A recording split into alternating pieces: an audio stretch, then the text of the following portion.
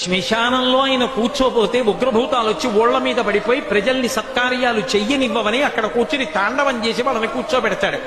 పార్వతీదేవి అడిగింది మహాభారతం అనుశాసనిక పర్వంలో, శుభ్రమైన కైలాసం ఉండగా, ఇంత ఐశ్వర్యం ఉండగా, చింతామణి గృహం ఉండగా శ్మశానంలో ఎందుకుంటున్నారని అడిగింది.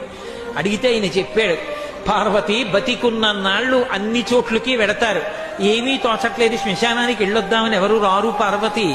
నేనంతవాణ్ణంటాడు, పొడుగ్గా ఉన్నానంటాడు, తెల్లగా ఉన్నానంటాడు, పండితుండంటాడు, పద్యాలు నాకు నోటికొచ్చంటాడు, ఉపన్యాసం చెప్పగలనంటాడు, నాకు పాటలొచ్చంటాడు, నేను నాట్యం చేస్తానంటాడు, నేను అధికారినంటాడు, నా దగ్గర డబ్బు ఉందంటాడు, నేను పాట పాడగలనంటాడు. ఇన్ని ఉన్నాయనుకున్న వాడిలోంచి ఊపిరి బయటికి వెళ్ళిపోయిన తరువాత వాణ్ణి తీసుకెళ్లి 4 కొత్త కర్రల మీద పడుకోపెట్టి చాప చుట్టి తాడు కట్టి పైన నూలుబట్ట కప్పి తీసుకొచ్చి అన్నీ తీసేసి కర్రల మీద పడుకోపెట్టి కాల్చేస్తుంటే జీవుడు లేచి నిలబడి పుర్రె పగిలిపోయిన తరువాత కన్న కొడుకు కూడా స్నానం చేసి వెళ్ళిపోతుంటే చీకటి పడిపోయాక, అయ్య బాబోయ్ చుట్టూ ఉగ్రభూతాలు, నా వాళ్ళన్న వాళ్ళు లేరు, వీళ్ళని నమ్ముకున్నాను, ఒక్కడు లేడని ఏడుస్తుంటే నేనున్నాను రా అని చెప్పడానికి నేను కూడా లేకపోతే చచ్చిన వాడు 1000 మాటలు చచ్చిపోతాడని అక్కడ ఉన్నాను పార్వతి, నా కర్మకాల కళ్ళేనన్నాడు.